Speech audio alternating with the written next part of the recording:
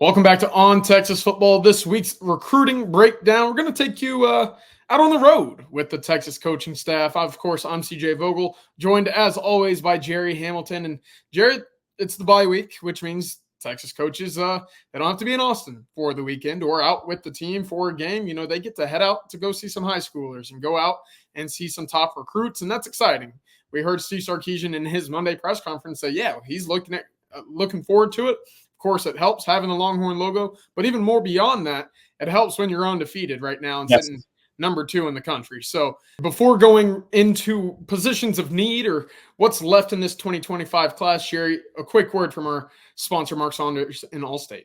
What a great sponsor that is for the recruiting breakdown. When it comes to protecting all your stuff, wouldn't it be great to have one place that protects it all? As so many On Texas Football community members have found, that guy is Mark Saunders. Here's some great news for you. Texas Allstate agent Mark Saunders serves the Austin and Round Rock area and all of Texas and is the only insurance agent you'll need. Everything from your home, car, and boat to your motorcycle, RV, and even your ATV. Call Texas Allstate agent Mark Saunders' office today at 512-218-8571. Are you in good hands? I promise you'll be in great hands with the over 35 years of experience with Texas alum Mark Saunders. Again, do what so many other On Texas Football family members have done. That is give Mark Saunders a call, 512-218-8571 if you're in the Austin or Round Rock area or in the entire state of Texas. Perfect. Thank you, Gerry, and thank you, Mark Saunders, again for sponsoring this week and every week's recruiting breakdown. All right, Gerry, we mentioned Coach Baker's heading out to Georgia. I'm sure one of those big stops will be at Grayson High School, of course, home of 5-star Tyler Atkinson, Texas offensive line commit Nick Brooks, but also Bryce Perry-Wright. And I wanted to get your thoughts. You've been down there. You've gotten to see a few of these kids live and in person. Bryce Perry-Wright and Tyler Atkinson hoping to make it down to Texas for the Texas-Georgia game. I know that they're 2026s, but that Grayson defense loaded with 4- and 5-star caliber guys.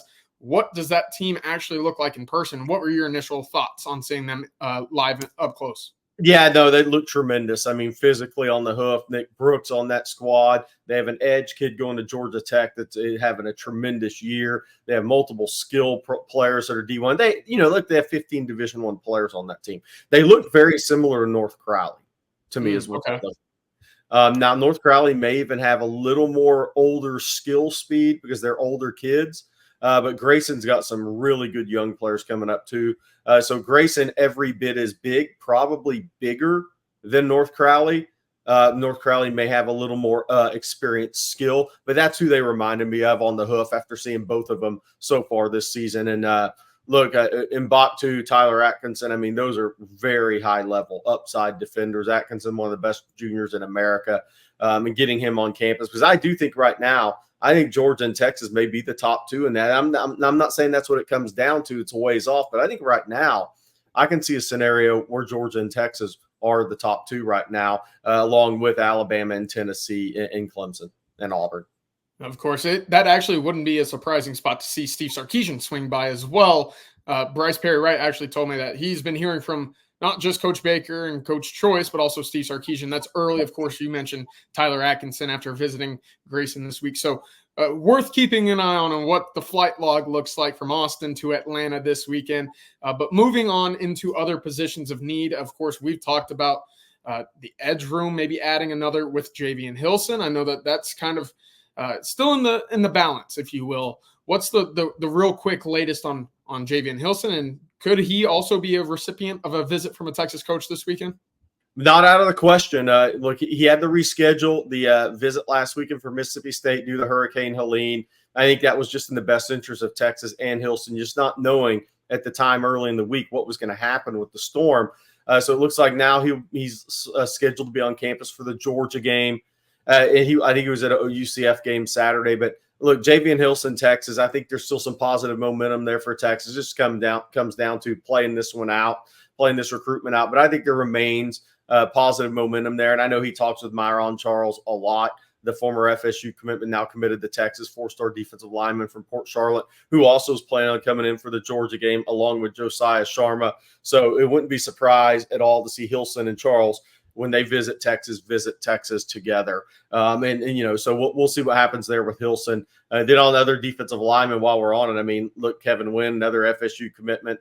We'll see if he gets into Texas. We talked about Mbaktu. Mbaktu was at the Alabama-Georgia game, Saturday.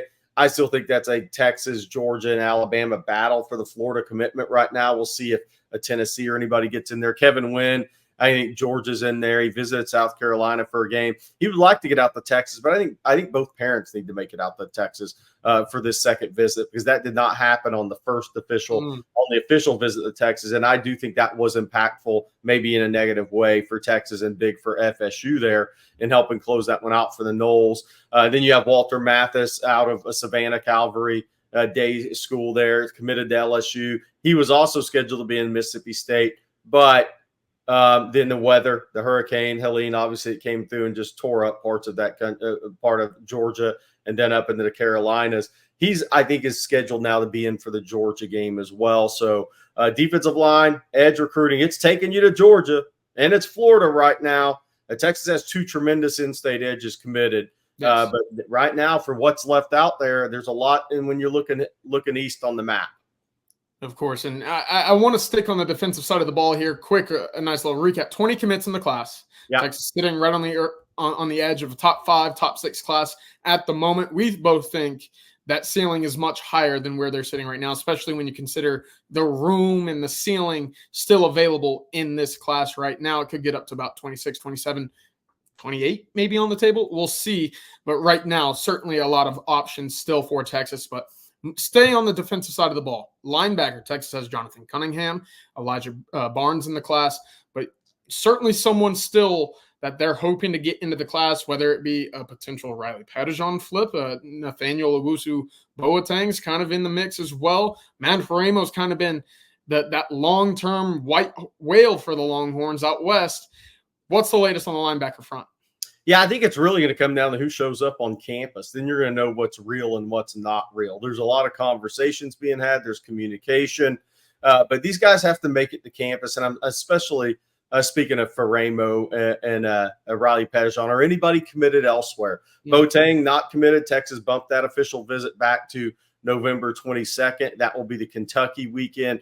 Obviously, Notre Dame, Michigan, kind of been out front in that one. He also visited Ohio State and USC officially. We'll see how big of a move, how big of a push Texas makes there at the linebacker position. And, of course, going back to the defensive back class, a spot that's still needing some work, right? Johnny Williams, Caleb Chester, but you'd like to add, and this might be a similar spot, Jerry, where it just kind of depends on, especially at the cornerback spot, who shows up on campus, right? Is it a Dorian Brew? Is it a Devin Sanchez? Who knows? Is it someone that's a late riser or a local kid? So Texas certainly still evaluating guys like Jason Stokes out of Pflugerville Weiss. It'll be interesting. But defensive back, you got to add somebody. Where's that coming from? It looks like if they do it, it's going to come from a flip. Everybody's committed that they were really 1A targets for him, and that could be a Devin Sanchez. That could be and I'm not saying these guys are going to flip. I'm talking the 1A guys, a Devin Sanchez, a Dorian Brew, a Dejon Lee, Kobe Sellers. I mean, even a Naeem Alford committed to Ohio State out of Birmingham Parker. There's been some rumblings he could show up on campus for a game this year. We'll see, though.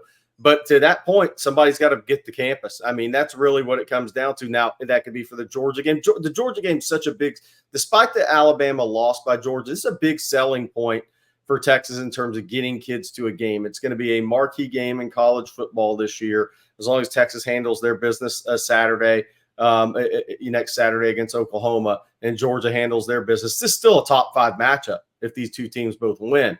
And that is a big-time college football matchup when you think about Texas and you think about Kirby Smart's Georgia program. So kids couldn't wait to tell Texas, yep, I'm coming to that game, I'm coming to that game, I'm coming to that game. Now we'll see how many guys committed elsewhere actually show up at the game. That's going to be big. Now, that doesn't mean it's over necessarily for Texas with some of these recruits, but I do think it's telling, right? It's telling, are you just going to come up with a coach if you come up? Are you coming up with your family? Kind of what's the scenario there? Because I do think that matters for Texas in recruiting, especially with certain recruitment. So it's going to come down to who shows up on that campus in October or November, because you got to remember, signing day is December 4th through 6th. Yeah. I mean, so signing day's moved up 2 weeks. It's not like there's those extra visit weekends in early December to get the kid, sneaky kid on campus. It's pretty much right in front of you in October and November while you're playing games on game day weekends. And that's one thing we have to remember here with this class. So it's going to come from a flip. Now, I'm not saying Texas can't make a new offer out there, but even if they make an offer, in all likelihood, that kid's committed elsewhere. So that's what happened with Xavier Filsaime last year at the Cotton Bowl when he was committed to Florida out of McKinney and was on his way to the Cotton Bowl. Texas has been in communication. They offered him on the way to the Texas OU game.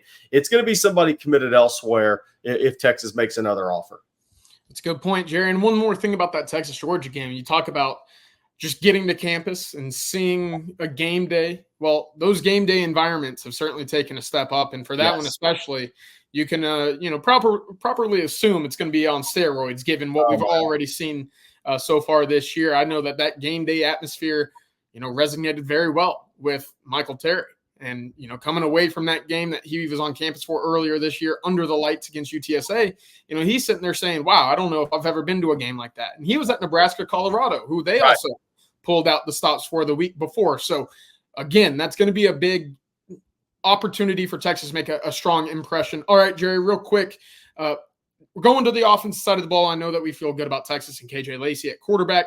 Feel good about what they have at the running back spot with James Simon and Ricky Stewart. We still think that there's one more wide receiver out there for them. Jamie French, Khalil Lockett. You mentioned Chris Jackson getting out to Florida to go see French later this week. Daniel McCutcheon was on campus this past weekend. Obviously, Texas and Kelshawn Johnson still kind of in communications there as well. Is that kind of where we're down to, is just the two of them at wide receiver? It certainly feels like in terms of realistic right now, that's where it's at. And I think Dalen McCutcheon's more realistic than Kelshawn Johnson. Obviously, was on campus last weekend, committed to FSU. I think we'd all be surprised if he signed with FSU, right? I mean, I think that's pretty obvious. But where else would you go? I mean, he didn't seem to love the A&M visit. I don't think USC's in it. I mean, Texas, I think, is the one that's right there.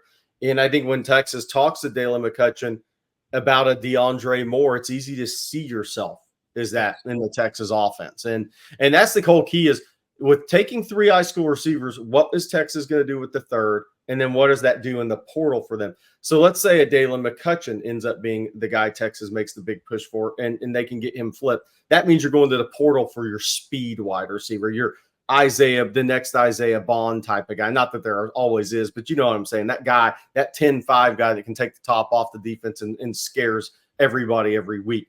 That's kind of what it's been. Is we've been talking about what are they going to do at third receiver in high school level? Are they going to go Dalen McCutcheon? And none of these guys aren't fast, but there's a difference between Isaiah Bond and DeAndre Moore speed-wise, right? Just like the difference between a McCutcheon and a Kelshawn. These guys have different speed strengths, and a Kelshawn Johnson is that Isaiah Bond speed guy, right? So if Texas makes that move towards McCutcheon, then I think that shows you where they're going to head in the portal after the season as well. So that will be telling. Then there's Michael Terry. Obviously, with Michael Terry is the athlete that he is that wants a shot at wide receiver. And we both feel like Texas is in a good spot there. He wants a shot at wide receiver. Does he end up at wideout? I don't know. Does he end up at running back? Maybe. Does he end up at tight end? We'll see. Texas has 2 committed in the class, which is a good way to recruit Michael Terry because it's, if you're talking to Terry, receiver and running back maybe would come up more than tight end. They have 2 guys committed, and Nick Townsend's a total freak at that position. So it'll be interesting to see where Texas goes. But I think what they do in the high school level here at the end at wide receiver will tell you where they're going in the portal, that position. And then as well as I don't expect Texas to go for another high school running back as of today. I think that would be in the portal if they do that. That's interesting, especially kind of given the start to this year with some injuries and maybe some performance on the field. You might expect that room to look a little bit more crowded next year at the running back spot, but you never know when and where you might need more depth. So a good nugget there. Going back down the list, we feel good. Emory Winston, obviously Nick Townsend, you hit on him. Texas feels good at tight end. Offensive line, you got 5 in the class, and you've talked about it all cycle. Texas wants to take 5, maybe 6 if it's the right 6. And for a long time, that right 6th guy was Michael Fasusi. Obviously, he committed to Oklahoma, but Texas did host a 2025 prospect on campus. No offer has been extended yet so far, but it does feel like a senior evaluation's underway right now for Nelson McGuire. Yeah, Nelson McGuire, Midlothian, really good feet. Got long enough arms, I think 34-inch arms at 6'4", shade under 6'4", without shoes on, 320. Look, senior tape's really good. He's got Clemson, TCU. He's got a bunch of offers, right? Texas brought him down. Take a look at him Saturday. They're giving him that senior year evaluation. They have not watched him in person in pads, though, and I think that's kind of the next step whenever that happens. I would think there's 2 guys right now committed elsewhere that if they picked up the phone and said, you know what, Coach Flood, I've reconsidered, and I think I want to be at Texas, that I think Texas would take one of those guys, and that's Fasusi or that's Lamont Rogers. There has not been any communication between Texas and Fasusi to this point this season. Lamont Rogers, there's been some communication, but it's almost the same as other guys committed elsewhere. If you don't show up to a game, I'm not sure how real it actually is. That's the feeling is there's a lot of phone calls had in recruiting, but you got to follow through. What the coaches are looking for is, all right, well, are you going to come down to the game? Well, Coach, I'm busy. I don't know if I can. Well, then they kind of know where they stand, right? Yeah. That takes it to a different direction. But if these guys show up in Austin while they're committed elsewhere, like Dalen McCutcheon did, like Joseph Bachtu did, those recruitments are 100% real. Yeah, you can flirt on the phone through text and DMs with the pretty girl, Jerry, but until you get on a date, you're never going to marry her. Right. So that's right. Real quick, I got one last question for you, but before we get to that, a quick word about Mark Saunders and Allstate before we get out of here. Yeah, if there's one piece of advice I have for the On Texas football community, it's call this number, 512-218-8571. That is Texas Allstate agent Mark Saunders, who serves the Austin and Round Rock area and all of Texas.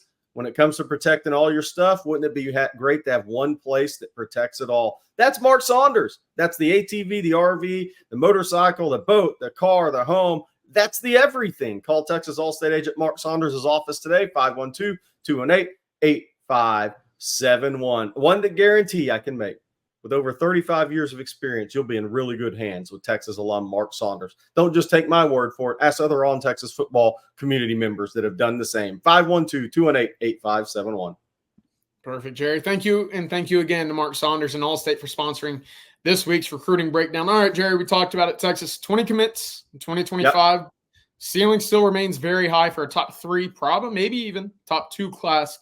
My question to you is, looking ahead a little bit to 2026, and you got 3 commits in the class right now: Zayless Hicks, who was back on campus this past weekend, Chris Stewart, and Diabell on the offensive side of the ball. I wanted to get your thoughts, maybe a little bit too early, but as Texas starts hosting more and more of these kids on campus, what might be the outlook for this group? And also to kind of piggyback on that, you mentioned this timeline maybe speeding up with an earlier signing day. It does feel like a lot of these kids are committing a lot earlier. Texas saw that in 2025 with a number of commits in January and February. Could we be also looking at maybe a few months from now, Texas getting closer to a 10-person class by the end of February, maybe? That'll be interesting. That's not really Sark's MO, CJ. We talk about all the time, but I think a lot depends on how this season ends for Texas. If they end up back in the college football playoff, make a little run, they're going to have kids knocking down the door. And at that point, that'll be the first time Sark's hand has really been forced with a bunch of kids wanting to jump in early. He's always been able to play the long game and play it very well and recruit at such a great level for Texas. But now if you have a second straight really good season, it's going to come to the point where you're going to have to kind of get kids to hold off committing a little bit. And I do think that it could be a possibility in this class. The other thing that happens, though, when you're winning like Texas is, Dylan Berryman, you had some great photos of him on ontexasfootball.com. He was on campus Saturday for the Mississippi State game out of North Louisiana, Monroe, Ouachita Parish.